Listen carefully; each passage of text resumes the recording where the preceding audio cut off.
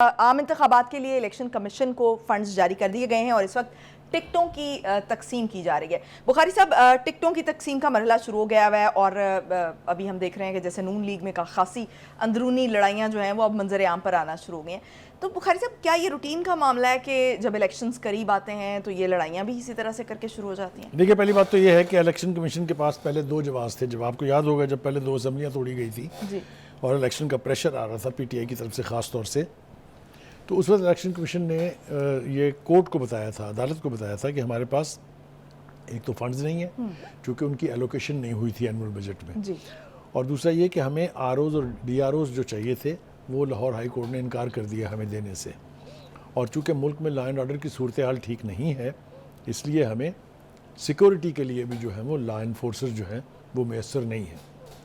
तो मेरे ख्याल से एक एक करके वो सारी की सारी चीज़ें जो हैं वो अब हासिल हो गई हैं या मुहैया कर दी गई हैं। इसलिए असूली तौर पर अब इलेक्शन कमीशन के पास कोई जवाज़ नहीं है कि वो इलेक्शन जो है वो टाइम पर करवा दें। एक बात तो ये तय हो गई। ठीक। अब आ जाइए टिकटों की तरफ। यकीनी तौर पे ये एक ऐसा अमल है, एक ऐसा प्रोसेस है जिसमें पार्टी चाहे कोई भी हो, क्योंकि देखें हर एक हलके में एक से ज़्यादा उम्मीदवार हैं, टिकट किसी एक को मिलनी है, बाकी 2 नाराज़ होंगे। उनकी नाराज़गी के कई तरीके हैं, कुछ एहतजाज करने लग जाते हैं, कुछ नाराज़ होकर दूसरे ग्रुपों में चले जाते हैं। तो ये पीटीआई स्पेसिफिक नहीं है या नून स्पेसिफिक नहीं है, ये हर पार्टी के साथ होता है और होगा। आप देखेंगे आने वाले दिनों में जब टिकट जारी होंगे, देखिए ना, इसी तरह से पीटीआई के कई कई हलकों में एक से ज़्यादा उम्मीदवार हैं। जिनको नहीं मिलेगा वो फिर अपने ऑप्शंस एक्सप्लोर करेंगे ना, वो आपका फ़ायदा तो नहीं करेंगे, नुकसान ज़रूर पहुँचा देंगे आपको। तो ये अमल जो है ये बिल्कुल बाकायदा यदि होता है, यानी वो फ़ायदा और नुकसान देख के फैसला करना पड़ता है टिकट्स का। ठीक। और ख़ास तौर से जो झगड़ा होता है वो ये है कि फ़लाँ जो सिटिंग एमएनए है, वो जो पिछले इलेक्शन में जीता था, वो अपने भाई को, अपने भतीजे को, अपने बेटे को भी शामिल करना चाहता है इस इलेक्टेड प्रोसेस में। इस पर ज़्यादा लड़ाइयाँ होती हैं, जिस तरह के एहसन इकबाल और वो दानियाल अजीज़ जो है उनकी लड़ाई हमारे सामने है। वहाँ भी यही मामला है, एक अपने एक अजीज़ को कराना चाहता है, एक अपने बेटे को कराना चाहता है।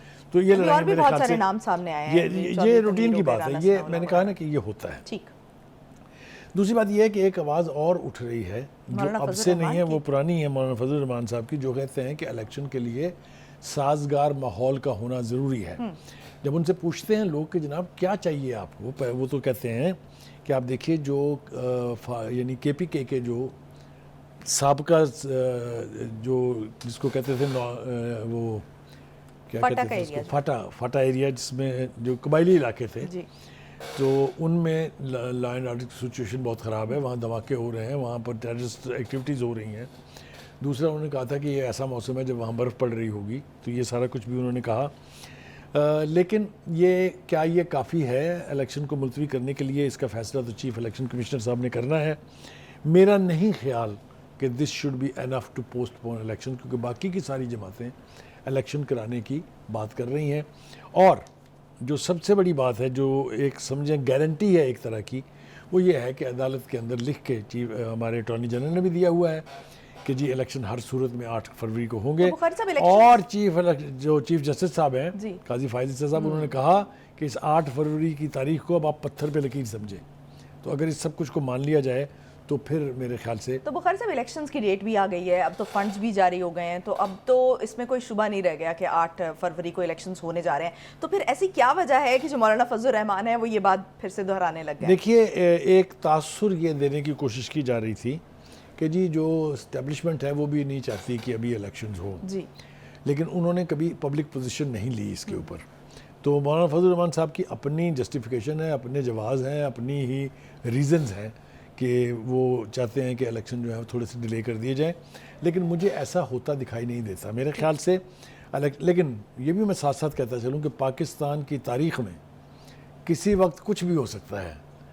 तो मैं ये कहने के लिए अभी आमादा नहीं करता पाता अपने आप को कि इलेक्शन 8 फरवरी को ही होंगे, लेकिन मैं ये ज़रूर कहूँगा कि 8 फरवरी को होने चाहिए। अच्छा, तो मौलाना फजल रहमान जो हैं वो ये क्यों बात कर रहे हैं कि इंतखाबात के लिए माहौल फराहम कर रहे हैं? किस तरफ इंडिकेट कर रहे हैं? मैंने अर्ज़ किया आपसे ना कि उनका ख्याल ये है कि लॉ एंड ऑर्डर की सूरत हाल ठीक होनी चाहिए। मौसम का जो हवाला है वो भी उन्होंने दिया है। इसके साथ साथ एक बात और, उन्होंने आज फिर पीटीआई के ऊपर बड़ी कड़ी तनकीद की है, बहुत ही कड़ी तनकीद की है, और उन्होंने ये कहा है कि जनाब इस गुब्बारे में ज़बरदस्ती हवा भरी गई थी और अब इस गुब्बारे की हवा निकल गई है। उनका ख्याल ये है कि जो लोग शामिल किए गए थे अब उनकी वफादारियाँ तब्दील हो रही हैं। वो इसलिए होनी है क्योंकि वो पहले भी वफादारियाँ तब्दील करके इस पार्टी में आए थे। हैविंग सेड दिस, हमारी दुआ ये है और हमारी ख्वाहिश भी ये है कि इलेक्शन तो ज़रूर होने चाहिए। इलेक्शन के बगैर कोई सोसाइटी, कोई मुल्क जो है तरक्की नहीं कर सकता। और हमारे जो खबर मानिका के जो मुलाजिम हैं उनका जो बयान सामने आया है, नई परतें खुल रही हैं। क्या जो मानिका साहब हैं उनका इंटरव्यू और बयान काफ़ी नहीं था कि अब मुलाजिम का जो है वो बयान भी रिकॉर्ड कराना पड़ा? देखिए, किस्मत आके ये बात आगे बढ़ने से रुकेगी ये तो मैं और आप तय नहीं कर सकते। खान साहब जब तक डिनाइल मोड में रहेंगे, उनके वकला जब तक डिनाइल मोड में रहेंगे, नई से नए शवाहद और नई से नई गवाहियाँ आती रहेंगी। देखिए, वो मैं मानिका साहब का कोई बहुत बड़ा सपोर्टर या उनका कोई स्पोक्स पर्सन नहीं हूँ, ना ही मैं, अल्लाह करे मुझ पर ऐसा वक्त आए कि मैं उनकी यानी पब्लिक रिलेशनिंग करूँ, लेकिन वो मुतासरा पार्टी तो है ना, ये तो आप मानते हैं कि नहीं। चाहे उन्होंने उस वक्त ये कहा था जब इन्होंने शादी कर ली, अनाउंस हो गई, तो उसके बाद उनकी प्रेस कॉन्फ्रेंस ये थी कि मैं अपनी बीवी की पाकीज़गी और पाकबाजी की कसम देने के लिए तैयार हूँ। ये उस वक्त की उनके हालात की मजबूरियाँ थी। उसके बाद उन्होंने क्या कुछ किया वो सब कुछ तारीख़ का हिस्सा है। किस तरह से उन्होंने दौलत समेटी है, किस तरह से उन्होंने इस एडवांटेज का फ़ायदा लिया है। बहुत सारी ऐसी बातें हैं जो मैं करूँगा तो बात जो है वो हदूद से बाहर निकल जाएगी।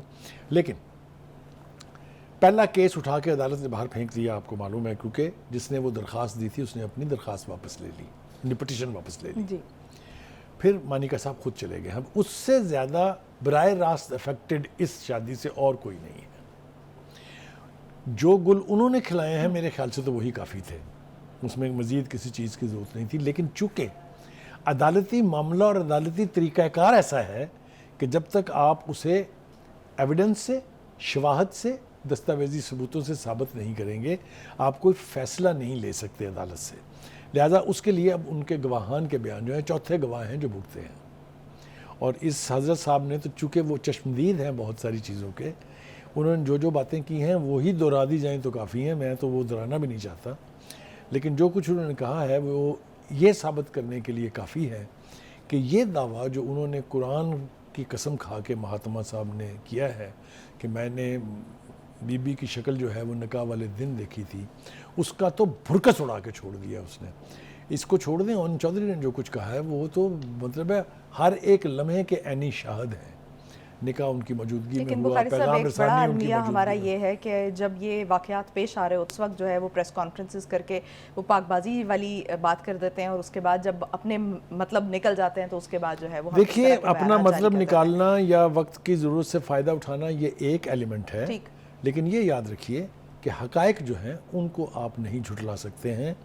इस शादी के ऊपर सवालिया निशान तब भी उठे थे, आज भी उठ रहे हैं, और अब जो गवाहियाँ सामने आ रही हैं और जिस तरह से बेचैनी मुझे नज़र आती है उनके वकला में और पार्टी के दीगर हलकों में, वो गालिब ने कहा था ना कि बेखुदी बेसबब नहीं गालिब, कुछ तो है जिसकी पर्दादारी।